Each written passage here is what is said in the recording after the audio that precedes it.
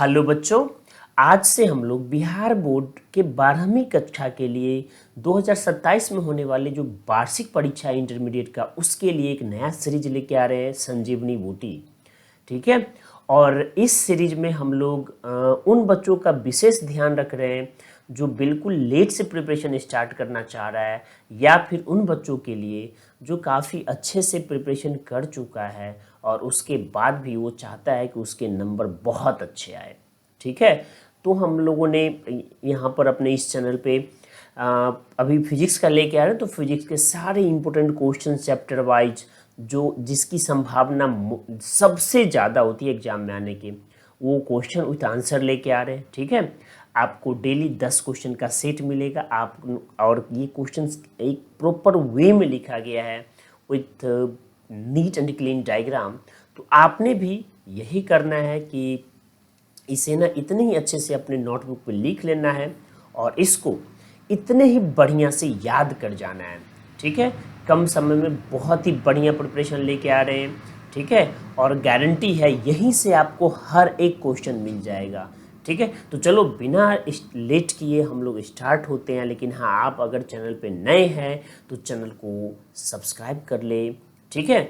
Video को like और अपने दोस्तों में शेयर ज़रूर कर देना, और साथ में आप कमेंट ज़रूर करना। वीडियो अच्छा लगे तो भी, वीडियो अच्छा लगे नहीं अच्छा लगे तो भी। तो चलो हम लोग स्टार्ट होते हैं। ठीक है।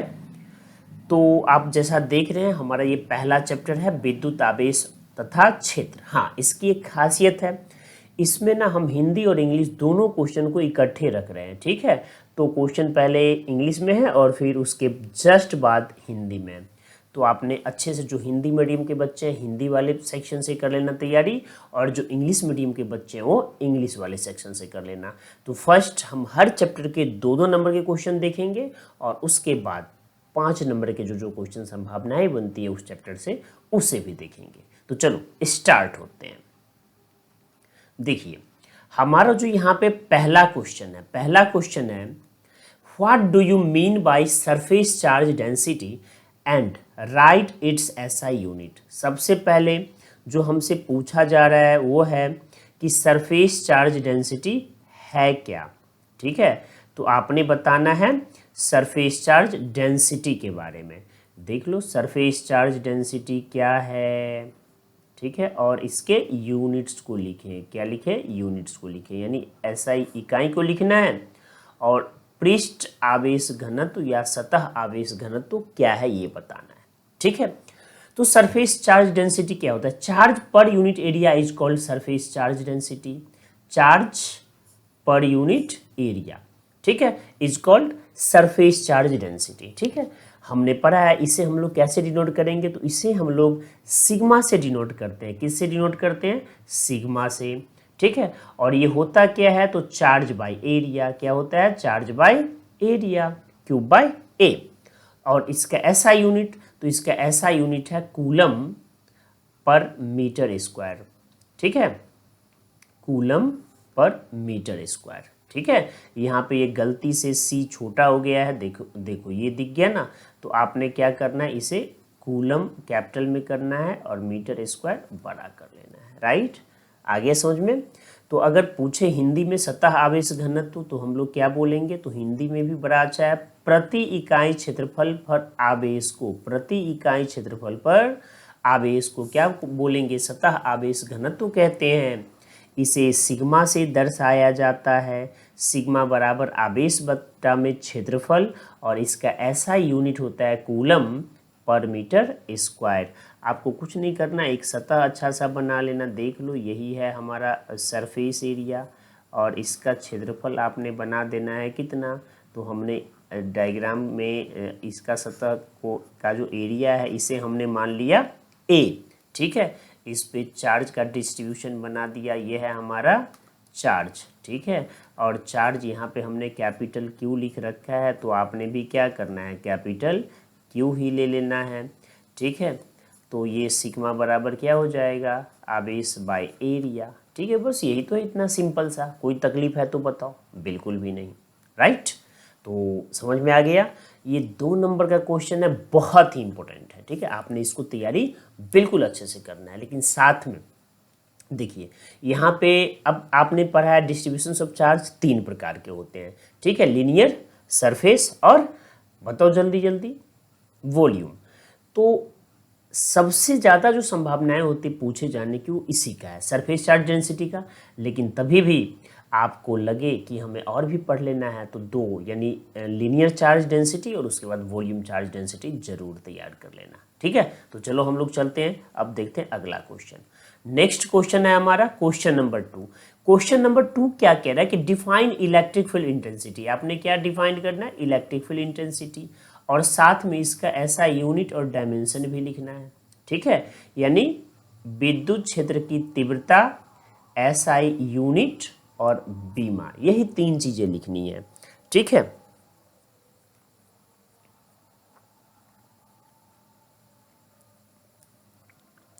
अब देखिए तो सबसे पहले परिभाषा लिखना है किसका, विद्युत क्षेत्र की तीव्रता यानी इलेक्ट्रिक फील्ड इंटेंसिटी। तो what is electric field intensity, तो आंसर क्या होगा, the electric field intensity due to a source charge at any point in its electric field is the force experienced by a unit positive charge placed at that point.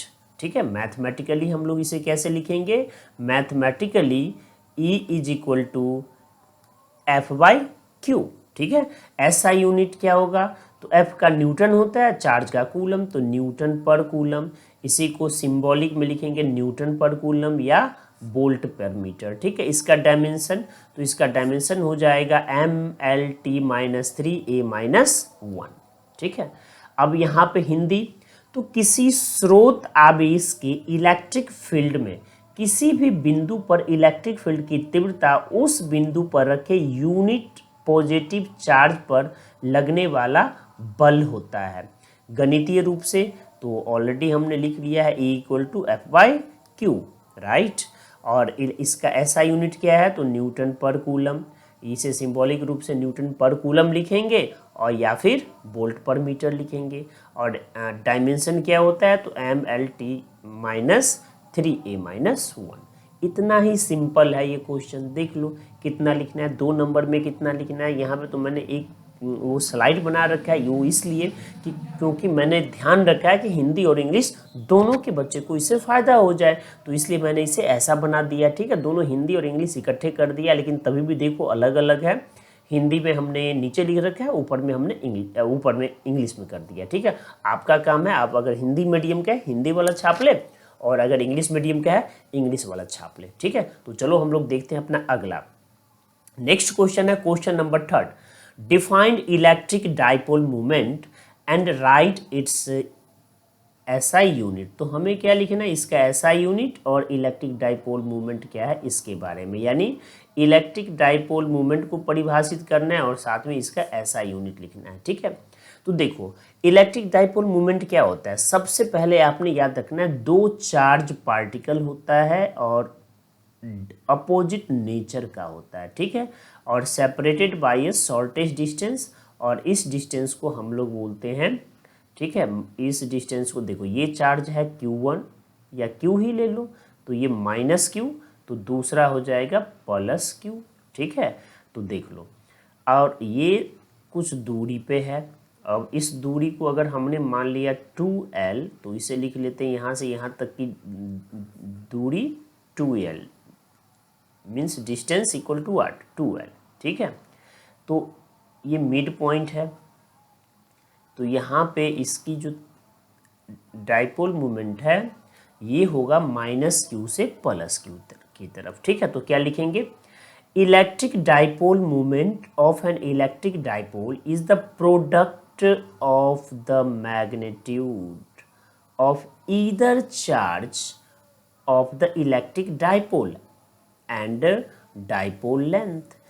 ठीक है, कितना simple है कि दोनों charge में से एक का मैग्नीट्यूड लेंगे और उसको मल्टीप्लाई कर लेंगे किससे, डाइपोल का जो लेंथ है उससे, तो यही क्या कहलाएगा, इलेक्ट्रिक डाइपोल मूवमेंट। ठीक है, मैथमेटिकली तो देख लो यहाँ पे हमने इसे लिख दिया है आपके लिए mathematically, P equal to Q into 2L। अब ये राशि कैसा है, तो ये it is a vector quantity, SI unit is coulomb metre. ठीक है, इसने डायमेंशन के बारे में बात नहीं करा है, इसलिए हम लोग बात नहीं करेंगे। इनकेस अगर इसने बात कर दिया होता तो आप क्या लिखते, कूलम का होता है चार्ज, चार्ज होता है AT, और मीटर यानी लेंथ तो L, तो ये बनता है LAT। याद रहेगा आपको, LAT, इतना ही डायमेंशन है। हिंदी में देख लो, इलेक्ट्रिक डाइपोल मूवमेंट, किसी इलेक्ट्रिक डाइपोल का इलेक्ट्रिक डाइपोल मूवमेंट डाइपोल के किसी एक चार्ज के मैग्नीट्यूड और डाइपोल की लंबाई के गुणनफल होता है। किसी एक चार्ज के मैग्नीट्यूड और डाइपोल की लंबाई के गुणनफल होता है। ठीक है, गणितीय रूप से क्या लिखेंगे, तो P यानी P से डिनोट करते हैं, तो P equal to Q into 2L, बड़ा ही सिंपल। ठीक है, कैसी राशि है, सदिश राशि है। इसका डाइपोल मोमेंट का यूनिट क्या होगा, तो हम लोग क्या बोलेंगे, कूलम मीटर। जितना पूछा जाए उतना ही लिखना है, उससे ज़्यादा थोड़ा भी नहीं लिखना है। ठीक है, तो ये क्वेश्चन भी आपने देख लिया, सीख भी लिया। तो चलो हम लोग आगे चलते हैं, देखते हैं हमारा अगला क्वेश्चन। अगला क्वेश्चन है, write two properties of electric field lines. Electric field lines के दो गुण को लिखो। ठीक है, दो गुण को लिखो। तो पहला क्या है, following are the two properties of electric field lines, यानी कौन कौन सा, तो two electric field lines do not cross each other. क्या होता है, ये कभी एक दूसरे को क्रॉस नहीं कर सकते। और दूसरा कि the electric field lines begin from positive charge, हमेशा शुरुआत कहाँ से होती है, पॉजिटिव चार्ज से, और टर्मिनेट ऑन निगेटिव चार्ज, और ऋण आवेश पर जाके खत्म हो जाता है। ठीक है, इलेक्ट्रिक फील्ड लाइंस के दो गुण इस प्रकार है, लाइंस एक दूसरे को नहीं काटती है पहला, और दूसरा पॉजिटिव चार्ज से शुरू होती है, निगेटिव चार्ज पर समाप्त होती है। बस इतना ही आपको बता देना है, हो गया 2 नंबर, और 2 नंबर कंप्लीट। कितना टाइम लग रहा है देख लो। तो चलो अब चलते हैं अगले क्वेश्चन पे। अगला क्वेश्चन है question number 5, no two electric field lines can intersect each other, why. कोई भी दो इलेक्ट्रिक फील्ड लाइंस एक दूसरे को नहीं काटती है, क्यों। अब देखो, अब सपोज करो एक फील्ड लाइंस ये है और एक ये है, अब दो हो गया, इस पॉइंट पे इसने इंटरसेक्ट करा है।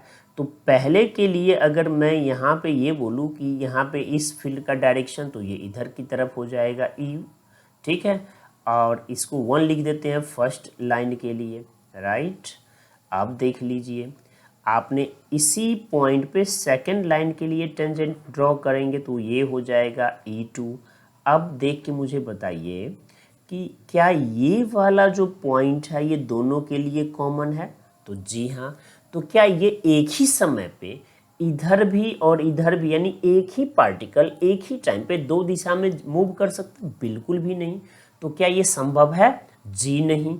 तो अब चलते हैं एक्सप्लेनेशन पे कि क्यों नहीं काटती है। तो देखो, there would be two direction of electric field intensity at the same point, that is at the point of intersection, और जो कि कभी संभव नहीं है, व्हिच इज नॉट पॉसिबल।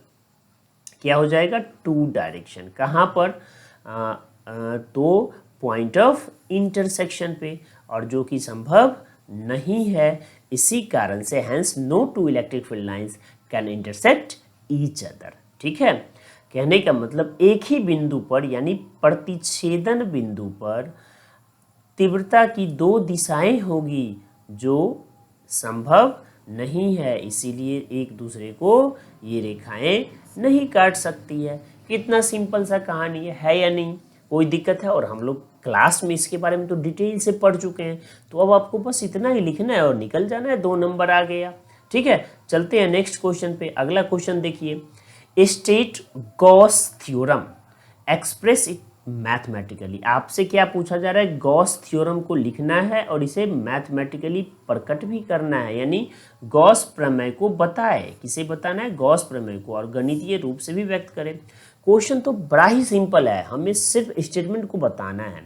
तो गॉस ने क्या कहा था कि टोटल इलेक्ट्रिक फ्लक्स जो होता है through any close surface A is equal to 1/एप्सिलॉन times the total electric charge enclosed by the surface.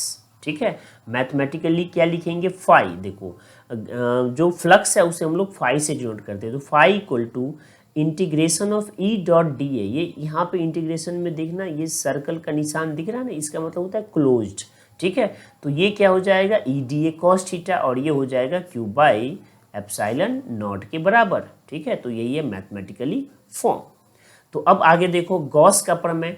तो इसके अनुसार किसी भी बंद सतह ए से होकर गुजरने वाला कुल विद्युत फ्लक्स फाई उस सतह द्वारा घेरे गए कुल विद्युत आवेश के 1/ε0 गुना के बराबर होता है। कितना आसान है। और मैथमेटिकल फॉर्म ये रहा, फाई बराबर ई डॉट डी ए का इंटीग्रेशन, ये होता है E D A cos theta. ठीक है, और इतना बराबर हो जाएगा क्यू बाई एप्सिलॉन नॉट। तो आपने बस यही याद रखना है, इसके अलावा कुछ भी याद नहीं रखना है इसमें। और ना प्रूफ पूछा जा रहा है, हम प्रूफ इसमें नहीं लिखेंगे क्योंकि ये सिर्फ और सिर्फ 2 नंबर के क्वेश्चन है। ठीक है, तो चलते हैं नेक्स्ट पे। नेक्स्ट है write two basic properties of electric charges. आप विद्युत आवेश या आवेश के 2 मूलभूत गुणों को लिखे। अब देखिए विद्युत आवेश के जो 2 मूलभूत गुण होते हैं वो ये है कि लाइक चार्जेज यानी समान चार्ज एक दूसरे को रिपेल करता है, और unlike charges attract each other. ठीक है, कहने का मतलब है समान चार्ज एक दूसरे को दूर धकेलता है। कौन सा चार्ज, समान चार्ज। और अगर असमान चार्ज है तो एक दूसरे को क्या करेगा, अपनी ओर खींचता है। यही क्या है, like charges repel each other.